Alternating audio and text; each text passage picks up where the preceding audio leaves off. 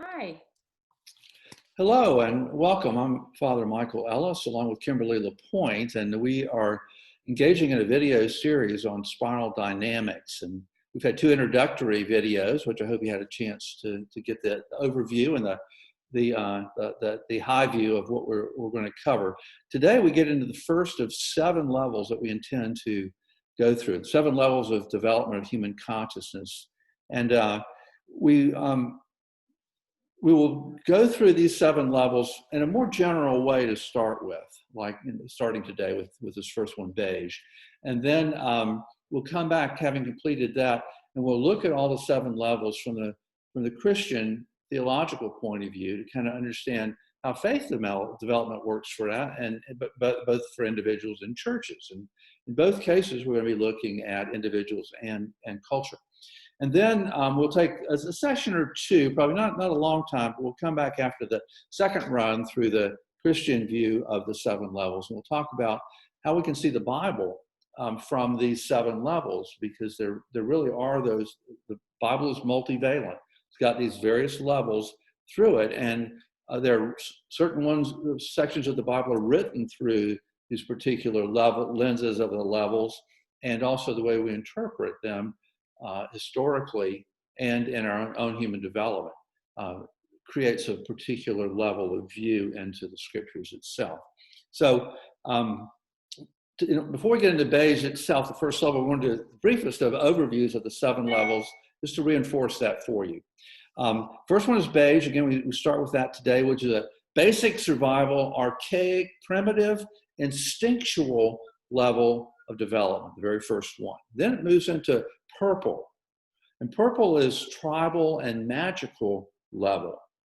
Red follows that, which is an individual level. It's very impulsive, the powerful self, which is domineering and forceful. And that yields to another corporate level, which is blue. Blue is traditional. It deals with absolute truth, law and order out of chaos.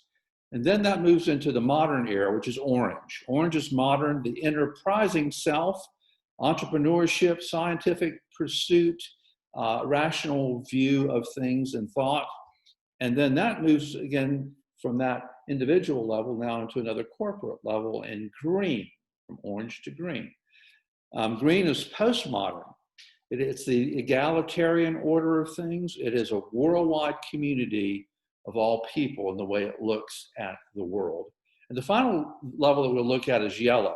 This we're calling the integrated self, which is the first of the second tier levels, and is the first level that actually is able to see clearly all the levels of the first 6 tiers, and to see them clearly, to understand why they're there, to appreciate that they're there, and actually can be of help in designing healthy ways for people to move in a healthy, profound, life-giving way through those the lower levels, the first 6 levels.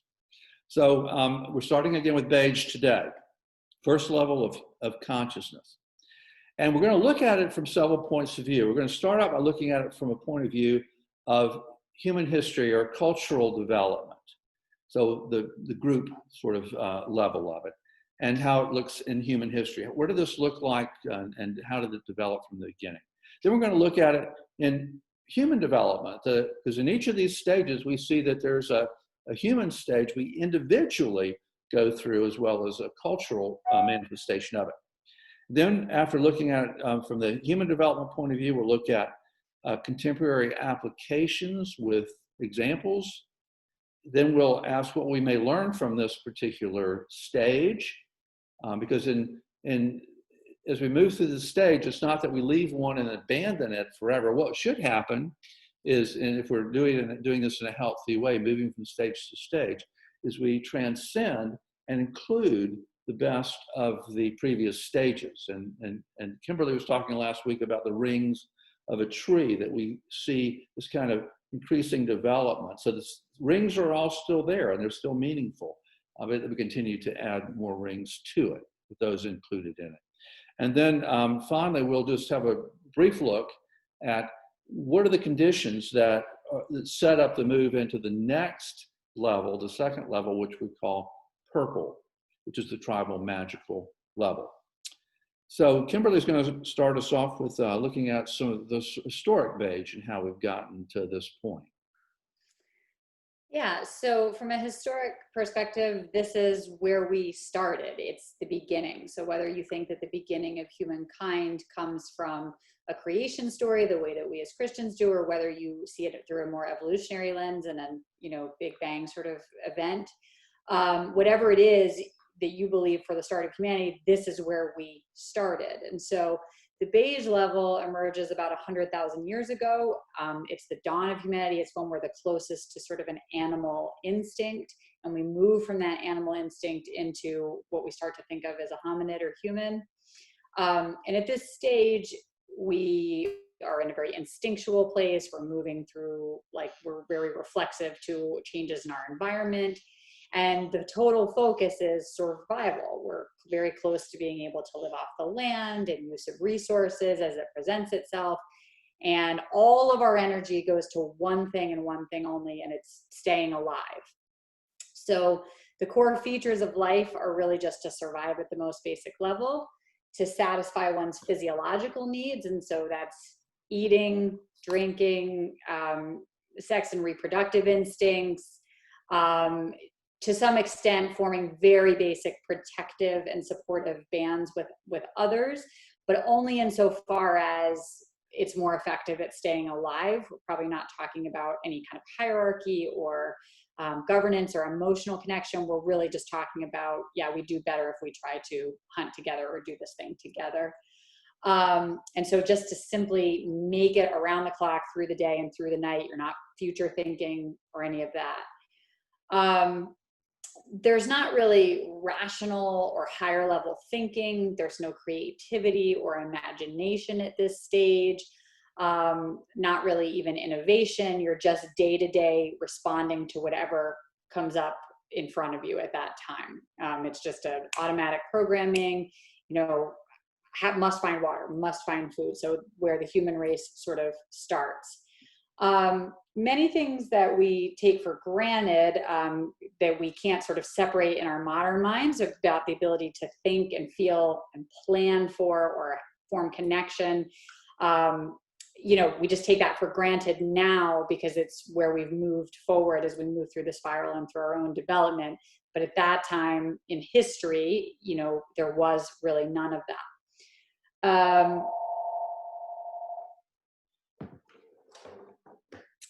So at the, sorry, my family's trying to reach me. Sorry, hold on. So can you pause it? Yeah. Okay. So sorry. So yeah. Although we're banded to other people, it's really about our own tasks. Survival's a full-time job. The division of labor doesn't come along till the next stage. So we're very individual in this stage. We're only thinking about our own needs. And so where that is reflective in the personal development piece is our infancy, right? When we're first born, there's in the notes here that there was a comedian who once said, we all started out as a child. So that's true. We all started out as an infant in our basic, most need to stay alive. We get milk from our mom and dad. We're just thinking about staying alive. There's not really much more to it. I know when I had an infant and I was going in the middle of the night, especially in those early weeks, I remember thinking, the exhaustion wouldn't be so bad if I felt like she appreciated at all that I was mom or that there was any connection. Really, it's just, I could be anyone coming in and serving those needs. And so, that's where that starts. The infant arrives undifferentiated. They have no sense of self. Everything is their world. They experience everything in the same way. Everything sort of comes in at the same level.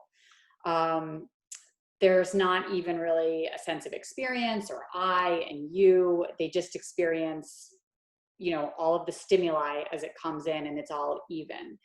They have to live in their environment. They have to live in the environment that we create for them. So a dry diaper, optimal temperature, food being supplied. they don't have any autonomy to create that for themselves. Children move through this pretty quickly. I mean, they don't even really make it all the way through infancy before they start to develop connection and they start to develop emotion. They start to go through that childhood step pretty quickly, and it's pretty early in the toddler phase that they move on to that more mystical and magical stage of purple, where they recognize a power structure and they start to imagine whys around things and try to explain things in their world. There's no skipping over this stage, obviously. I mean, we all have to sort of come through and stay alive, and so it becomes a part of us, and there can be triggers that Father Michael's going to talk about that bring us back to this in our lives and in other experiences. You know, I think one thing to say too, because we'll see this in what we're going to present in a moment when we look at situational and regressive circumstances, falling back into Beige, is that we see in infants, this is what's different than the cultural development. And in human infants at that age, they can't really do anything for themselves, as Kimberly's just said. However, there is obviously an adult human in Beige is able to do some modest things for themselves. They can hunt and gather and those sorts of things. And so there is some ability to fend for themselves, but very, very limited. And so we really see this in some ways, again, looking through the evolutionary lens, we see it as being, you know, really close to the animal thing, but there's these distinctions that are beginning to arise. In fact, in some of our recent reading, I came across something that said we actually, in terms of our genetics, are less than 1% different than chimpanzees. So, I mean, it's, you know, still a lot of animal in us, and if you look at it from that particular point of view, and it certainly shows itself in Beige as we are unfolding this. So let's look at this a little bit more in modern life. We've looked at it historically, we've looked at it with the human development. One thing to say is that unlike the following stages we're going to look at, you really can't look in the world today and find a culture that's Beige. Well, there probably was never any real culture that was Beige in a sense, but even bands of wandering people that are in Beige is just not something you'd find anymore. And maybe 30 or 40 years ago, if we were doing this podcast, you maybe could point to some places in the world, but they've all been discovered. And so they've really is not, this doesn't exist at that level anymore. But there's still these individual circumstances, not just in human development, but in adult Beige as well, that we can see this. And some of these expressions that we see in modern adult Beige, some of the conditions are temporary, something that will happen, and we may move into Beige and back out of Beige.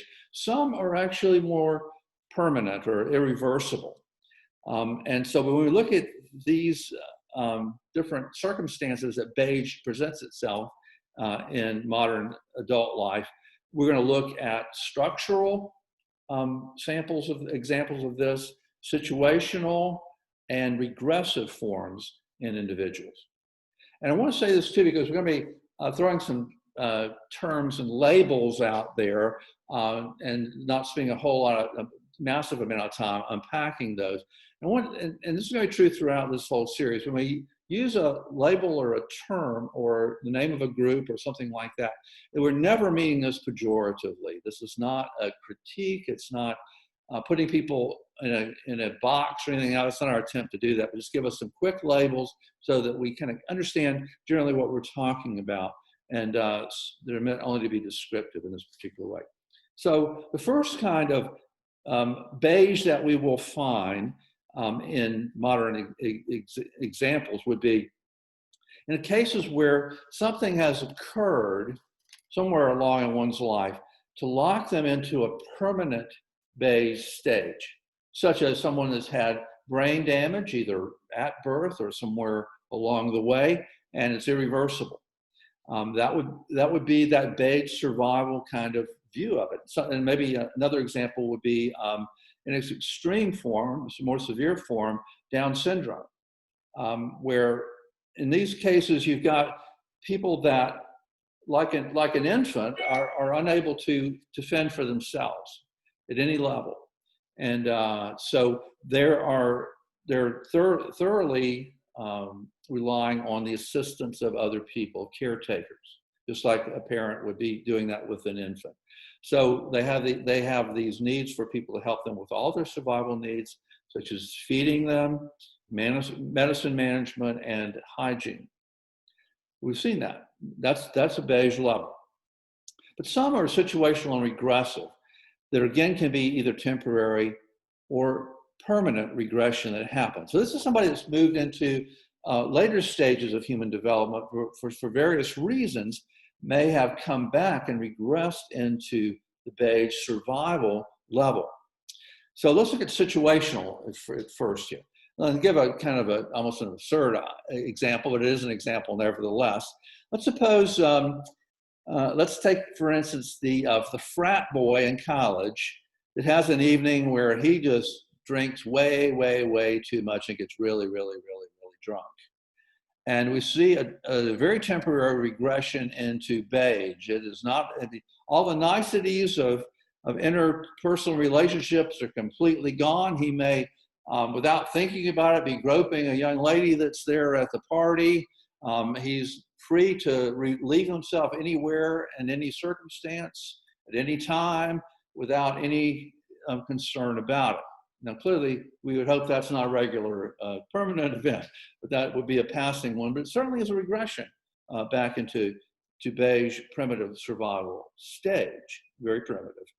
And sometimes events can precipitate the movement back into beige, at least for a period of time.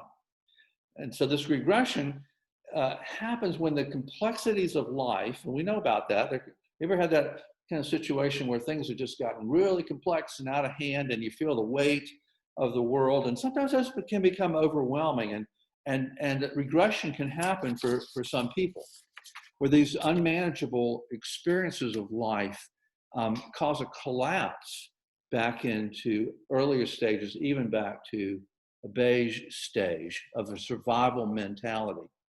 Some examples would be victims of famine or warfare. And this could be combatants or a civilian population that are involved in warfare. But you can see where a famine, where you don't know where your next meal is coming from, you don't know if there is a next meal, and you're already hungry, and you and your children are wasting away. Obviously, falling back into a beige survival mentality makes a world of sense. And it was very understandable. Other disasters and catastrophes that might come along can also send people, at least temporarily, back into a beige circumstance. There's one example of this that comes to mind for me. When I was in Nashville, my church there had a high population of Sudanese refugees, and we actually came in contact with the story, and actually about 100 of the Sudanese lost boys, which actually included lost girls too, but they're called the lost boys, and many of them immigrated to the United States and into Nashville. We used to have a service for them once a month for the lost boys, Eucharist, to minister to them. So I got to know them and their story quite well. And their story was this: in southern Sudan and even northern Sudan, there are various villages that are overrun sometimes by the Islamic terrorists. They'll come in and they start shooting up a village, and these children, being afraid, and all this begins happening, maybe they see their parents shot dead on sight, or they're certainly imminent that would happen, and so they run into the bush, and they're fearful, and they keep running, and they keep going, and they just need to get out of there. They keep traveling and traveling and traveling, and maybe there are a few other kids from their village they meet up with, and they keep moving along, and eventually there are larger and larger groups of these children that would gather together, and they would be traveling together. Now, it wasn't like a society.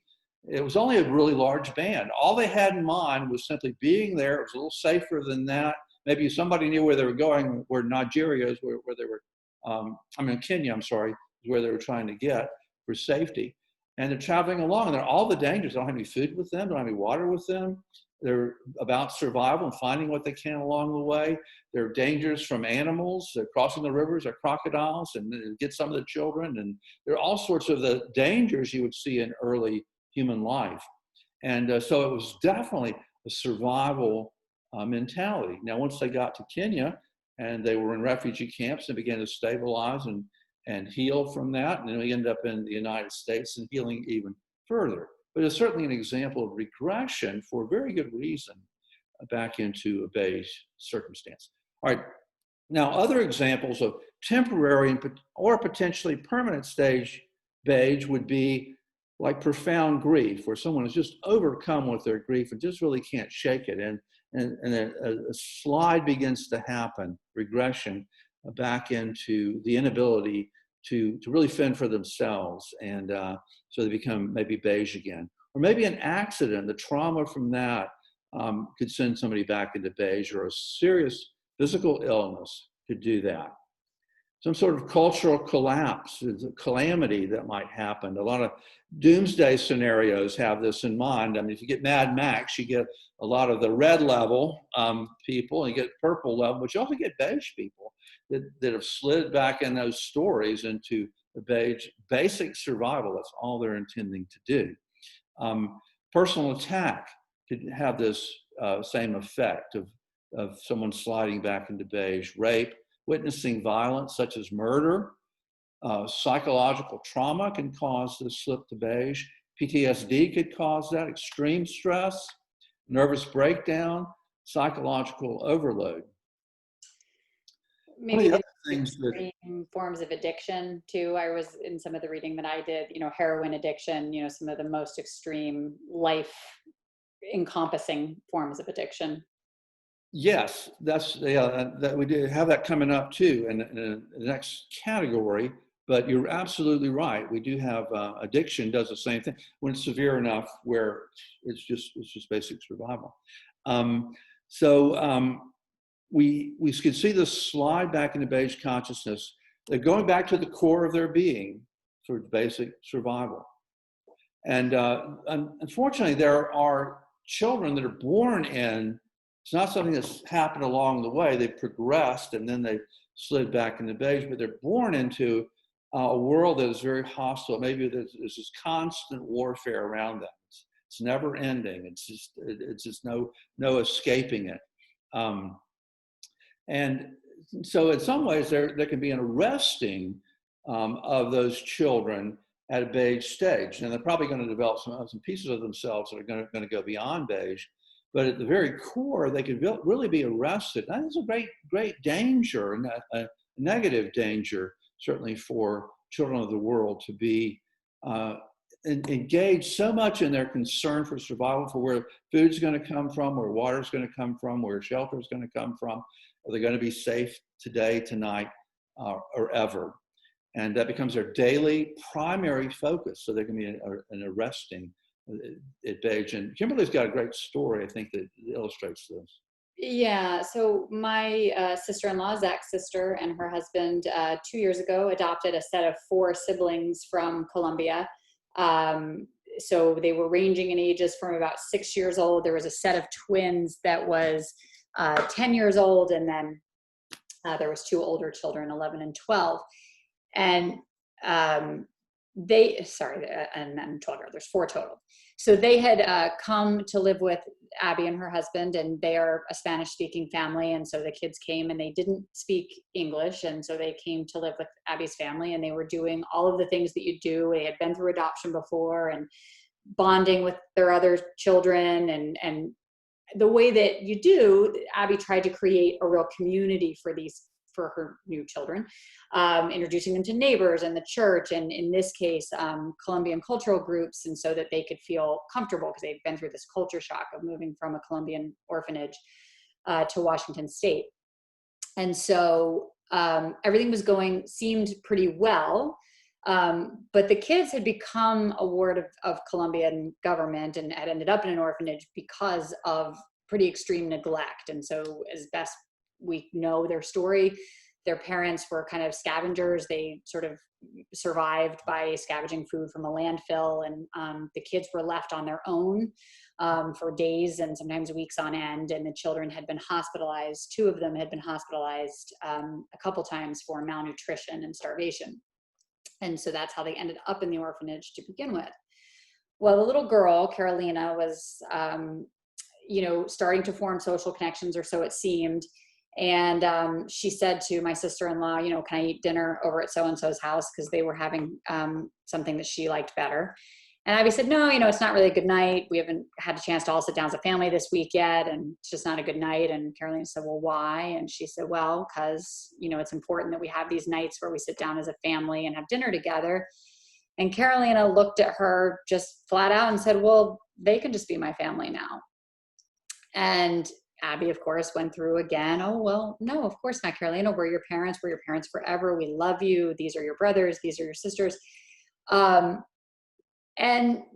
it alarmed her enough to check in with their social worker and their psychological help that they had helping them through the adoption. And so they brought Carolina in and they did some assessment, and they said, I know this is hard to hear, Mom, but she probably would leave you kind of without a sense of loss for a different or better, or if she perceived it as a more secure sense of food. Now, of course, there was no food insecurity in Abby's home, but that was how Carolina framed connection, because she had, because of her trauma and starvation in the early infancy and toddler years, her development had been arrested at this point, where her only real ability for connection came through survival and provision of food. And so the advice for Abby and her husband was, you had good intentions to create a normal social life for this child, but you need to be her sole source of food, no sleepovers with friends, not even with family members, grandparents,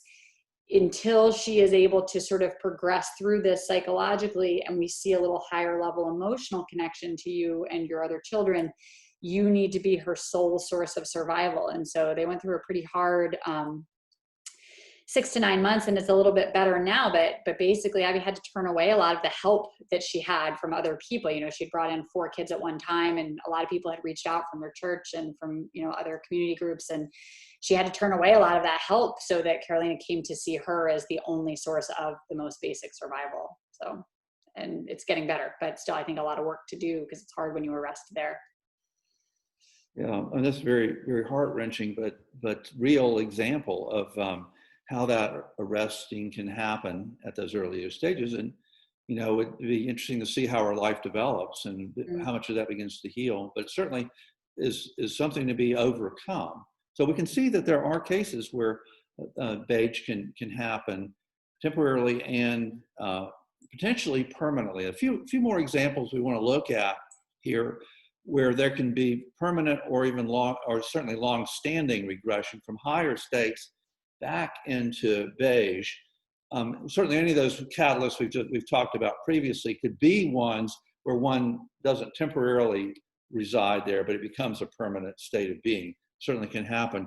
But there are others that maybe are a little bit more likely to be longer term and potentially even permanent. In these, we would see extreme mental illness, for instance, including mental illness that would cause someone maybe to become a street person.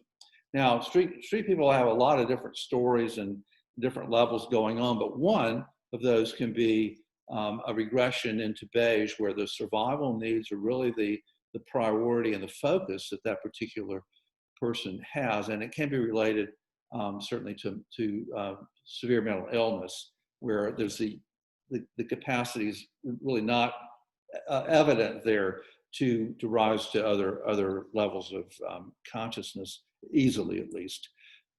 Still, other things would be, Kimberly mentions drug addiction and severe drug addiction. It can be that slide back into that unless the addiction is actually dealt with, can become a permanent circumstance.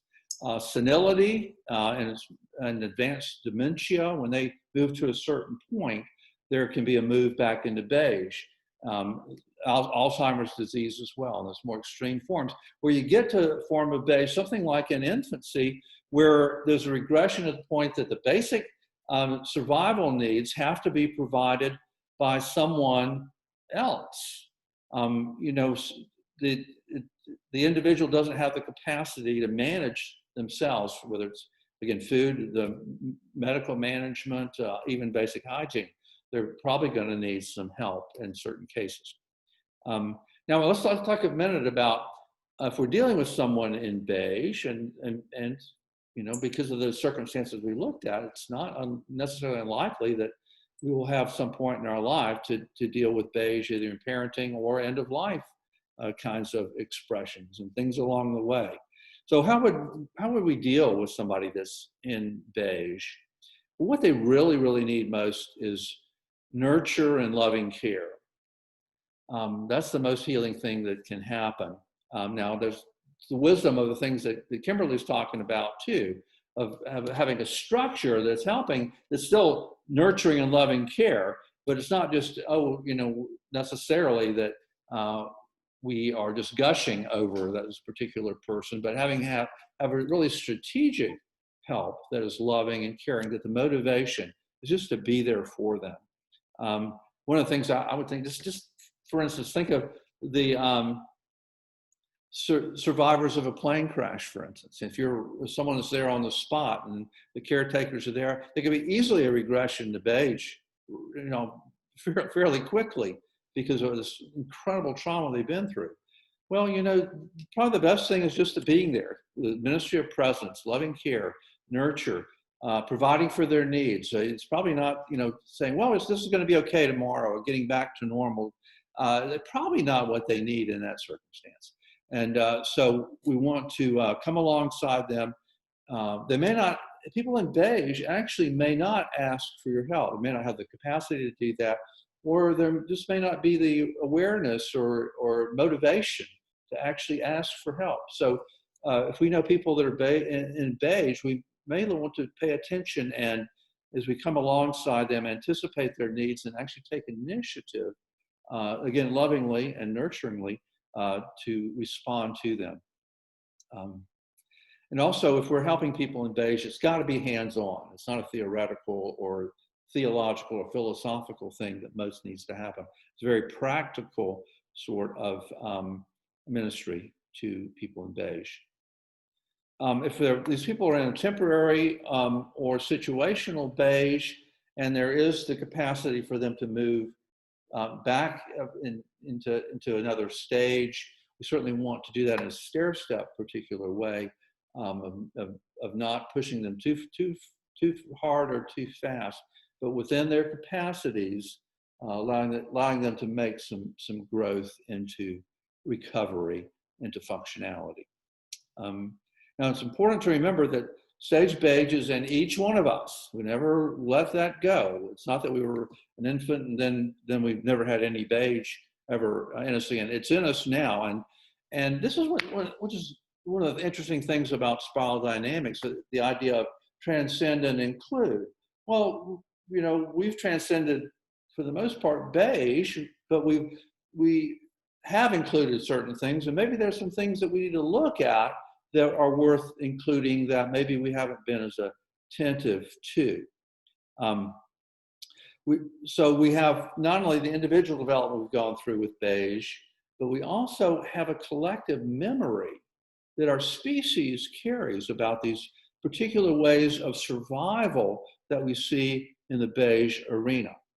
So in beige, we've seen this sort of biological programming, which presumably is still in us. You know, the DNA is still there for a lot of these things. We see it, for instance, in when a threatening circumstance comes against us, we might have the reaction of fight, flight, or freeze. Well, that's going back to the beige stage. It's in us.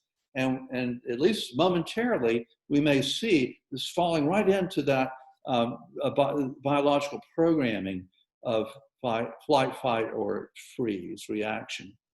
We see this too.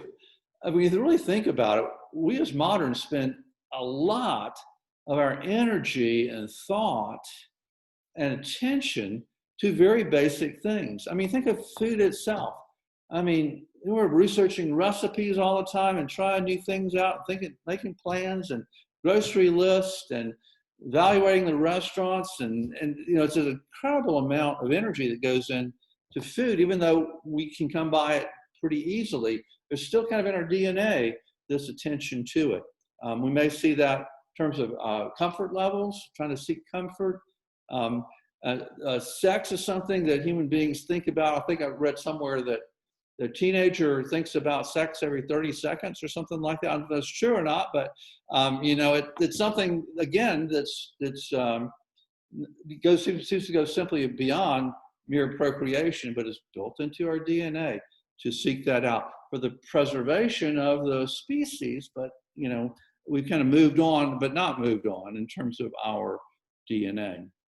So clearly, beige is one of those rings of the life that we have. So what can we learn from beige in modern life, in our postmodern world? Well, it seems as though that we see in archaic beige that human beings had an intuitive capacity where they have intuitions and instinctual abilities that are keen and remarkable, which we seem to have largely lost. Now, we have to presume they're still there, but because of the lack of exercise of those things, they've gotten flabby through disuse there. But presumably they're there, and maybe they're not all unimportant. We again still see some of these capacities that rise up, that show us that they're still there. Like, for instance, it's been suggested the revulsion of the smell of rotting flesh is something that's instinctual, that actually is still there.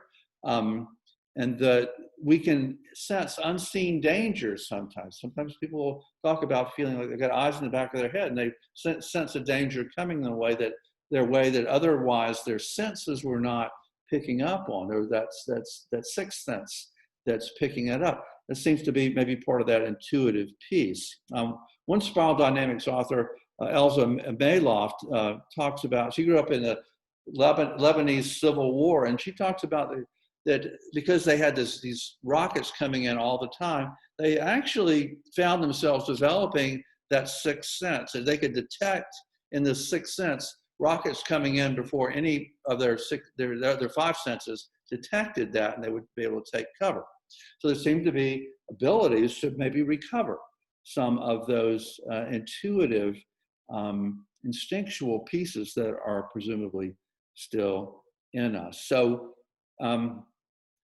as we lean into beige a little bit and come to appreciate that, and to transcend that, but also include what's necessary and helpful, is it possible that we may be able to develop keener sight or sense of smell or hearing, awareness, the ability to live off the land? Well, some that are in advanced practices of, say, yoga and meditation actually claim that those senses are able to begin to be recovered through their spiritual practices. So maybe there's something to that. Maybe there's something we could actually glean from being more attentive to beige. Maybe it's something we ought to contemplate. Now, if you'd like to think more about beige, look at it a little bit more, several things would come to mind. One is a movie, Quest for Fire, that is a pretty good illustration of this beige stage beginning to move into the next one, purple. The book, The Lord of the Flies, many of you had to read that in school coming up, but that's a great example of regression of these school kids back into the beige level. So you can see that happening there, The Law of the Jungle. Another book that I've read recently and really found most fascinating about sorting out beige and purple levels was Gene Owell's Clan of the Cave Bear. Really quite an interesting. There's a movie out and it's got Daryl Hannah in it, but previews look like it's just a horrible movie. I don't see if it could capture this book in a movie. So I haven't watched the movie, but the book is excellent. Now, let's think a little bit about, just to conclude this now, because when we think about any level, I mean, if things are going along swimmingly at that level, everything's working great, really is no need to transcend into another level. It's only when problems begin to present themselves and they become intense enough and we can't solve them at the level that we're at, that the brain that's inside of us begins to to change and allows the opening to another level of consciousness that can happen. So in each of these stages that we talk about, we're going to look at some of the conditions that might create the beginning of this opening to a new stage. Doesn't happen for everybody, but if the problems are there and we begin to pursue that, there can be this opening to a new stage. And what seemed to happen in the historical unfolding with Beige is that there was an increasing population that put a bit of a strain on the environment from just that method that was there. More of a competition for food resources, certainly for mates, for territory. And these needs were not well served by simply those informal bands that were wandering around. So there was the impetus to move into the next stage, which we'll call in purple. And that was environmentally. But there also were changes that began to happen in the human brain that set up the opportunity to move into stage purple. Here we see that there was a greater degree of differentiation. Kimberly was talking about that in infants and children, how the differentiation, individuation begins to happen, and happens quickly with human children. But that begins to happen with the human species. The differentiation, which means I'm now beginning to detect the difference between me, my environment, those other people. And so that opens up a whole arena of other opportunities, not only of the individual self, but attention to the people around us, the environment, and the conditions around us. So the unfolding of these survival needs now are beginning to include newer capacities. So we begin to see as the brain develops, that emotions begin to become more elaborate, more complex, including fear, going from a basic fear to a more complex fear, where we begin to see the world as action, rather than just flowing over us as it comes. We begin to see the world as a scary place, an imposing place, a threatening place to which we want to somehow respond. We also see in this brain development the feelings of attachment and belonging, which now begin to emerge at some level. We feel that we want to be connected and can be connected to other human beings. We certainly see how that can result in a safety in numbers. So, in Maslow's hierarchy, we move from survival to the second level, which is safety. And we see this in this system as well, move from survival to safety, which the community, the tribal community, begins to provide some opportunities for that. But also within the brain is developing a growing sense of time, not just the present, but past and future. And thus, there is the capacity to look at cause and effect, which in Beige, there's not that capacity to put that together. So in cause and effect, human beings begin to try to sort out, what about this dangerous, imposing, mysterious world? How do we begin to make sense of it? And now there's the capacity in the brain to begin to do that. So it sets up these conditions to move into the next level, which we call purple, which is a world of magic, of mystery, affection, and togetherness. And so that will be our next journey into purple. Kimberly, anything you'd like to say in conclusion? I don't think so. This one's pretty basic. Yeah. This was not terribly long, I think, but longer than perhaps the last two sessions. But it actually is shorter than the next few, because the further we go in these levels, the more there is to say about them, because there's more in our experience today than the Beige normally is. But there's still plenty to say about it. It's still important stage, still in us all. So with that, we will conclude, and thank you for your kind attention. I hope it was helpful to you. Thanks. Okay. Oh, it says we're still recording. Oh, there we go. It says we're still recording. Really? Well, it's still flashing that we're recording on my side, but I don't. And I didn't start a recording, so.